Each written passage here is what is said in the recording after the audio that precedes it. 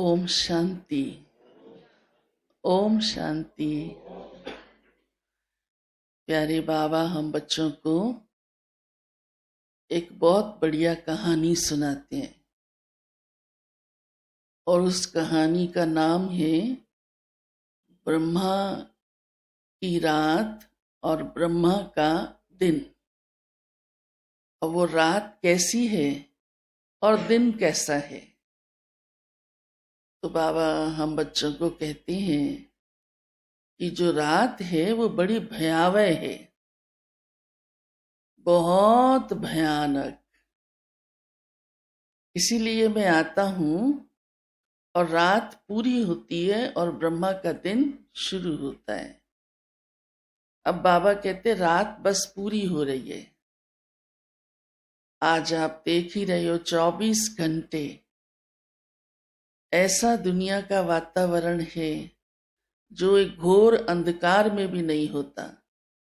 किसी को भेजो घोर अंधेरे में फिर भी हिम्मत कर लेगा, हाँ, डरेगा भी सही।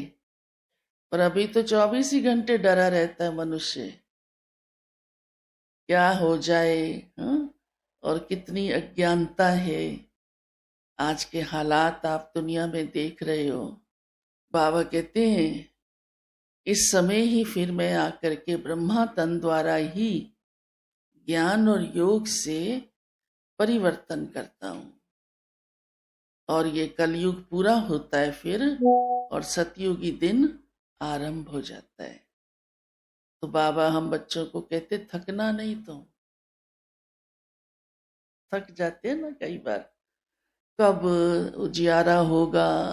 जो जग जाता है ना वो फिर थोड़ा देखता लंबा टाइम हो गया, अभी पूरी रोशनी नहीं हो रही, मैं तो 2:30 बजे से योग कर रहा हूँ, अमृत वेला आरंभ हो चुका है, अब 5 बज गए, 6 बज गए, रोशनी नहीं हो रही। तो बाबा कहते थको नहीं, वो तो हद की बात, छोटी सी एक दिन की अल्पकालिक मिसाल है, सिर्फ बात है संगम युग की, है ना। तो ये भी छोटा सा ही है, लेकिन उस छोटे से को भी पार करने में कि जल्दी सतयुग आए, जल्दी सतयुग आए और ये कलयुग पूरा हो, विनाश हो। कई बच्चे थोड़ा सा थक जाते हैं, लेकिन हमारे तो दिन शुरू हो गया है, सुख के दिन शुरू हो गए हैं। उसका ही बाबा कहते हैं मैं तुम बच्चों को इस समय ज्ञान देता हूं।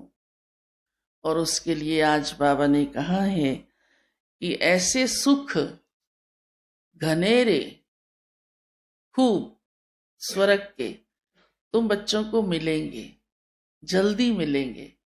लेकिन किन को? जो पढ़ाई अच्छी तरह पढ़ेंगे, ज्ञान और योग का अच्छा पुरुषार्थ करेंगे। थकते भी तब है जब पढ़ाई में ढीलापन आता है, पढ़ाई में रुचि कम होती है और बातों में रुचि चली जाती है तो मन से भारी हो जाती है। ये थकना है। कोई शरीर का थकना थोड़ा है, वो तो सारा दिन घूमते रहेंगे, काम भी करते रहेंगे, लेकिन मन भारी हो जाता है। तो बाबा ने आज इसलिए इस बात का भी हम बच्चों को धैर्य दिया है कि जल्दी ही आपके स्वर्ग के सुख घनेरे मिलेंगे और उनको सबसे ज्यादा मिलेंगे जो पढ़ाई अच्छी तरह पढ़ेंगे। फिर साथ ही बाबा कहते हैं मैं ही आकर के सेकंड में जीवन मुक्ति देता हूं, देर नहीं लगाता हूं। बहुत समय बाबा इंतजार नहीं कराता है। यहां तक कि जैसे ही हम बाबा के बच्चे बनते हैं उसी दिन से बाबा हमें जीवन मुक्ति का अधिकारी बना देता है ना। सेकंड इसीलिए कहा गया है क्योंकि सेकंड में हमने बाबा को पहचाना और बाबा को अपना बनाया। और वो किस बेस से? बाबा कहते हैं जो मैं तुम्हें गीता सुनाता हूं, श्रीमद् भगवत गीता, श्री माना श्रेष्ठ मत देता हूं तुमको, वही भगवत गीता है। तो जो बच्चे श्रेष्ठ मत सुनते हैं उस पर निश्चय कर लेते हैं, बस उनको सेकंड में जीवन मुक्ति मिल जाती है। तो आप सब जीवन मुक्ति की अधिकारी आत्माएं हो, स्वर्ग के भी सुख घनेरे आप लेने ही वाले हो और उसका अनुभव भी कर रहे हो। हाँ, दृश्य जैसे आंखों के सामने ही है ना, क्योंकि पढ़ाई अच्छी तरह पढ़ रहे हो, सवेरे सवेरे सेंटर पर आकर मुरली सुनते हो। हाँ, या ऑनलाइन भी जो सुनते हैं, कुछ तो अपना समय निकालते ही हैं, उनका भी भाग्य बन जाता है। तो ऐसे बच्चे बाबा ने कहा स्वर्ग के सुख घनेरे के हकदार बन जाते हैं।